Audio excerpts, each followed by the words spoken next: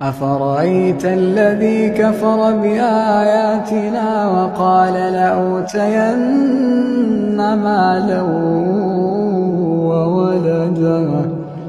أطلع الغيب أم اتخذ عند الرحمن عهدا كلا سنكتب ما يقول ونمد له من العذاب مدا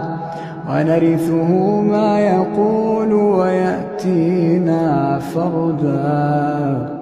واتخذوا من دون الله آلهة ليكونوا لهم عزا كلا سيكفرون بعبادتهم ويكونون عليهم ضدا ألم تر أنا أرسلنا الشياطين على الكافرين تؤزهم أزا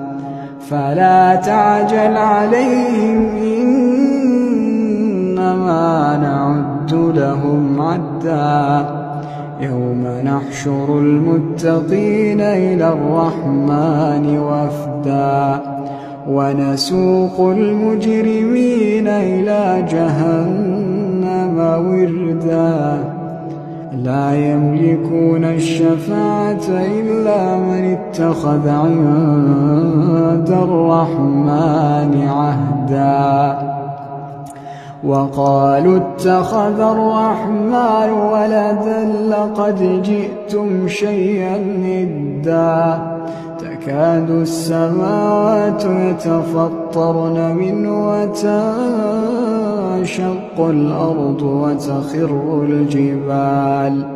وتخر الجبال هدا أن دعوا للرحمن ولدا وما ينبغي للرحمن أن يتخذ ولدا إن كل من في السماوات والأرض إلا آتي الرحمن عبدا لقد أحصاهم وعدهم عدا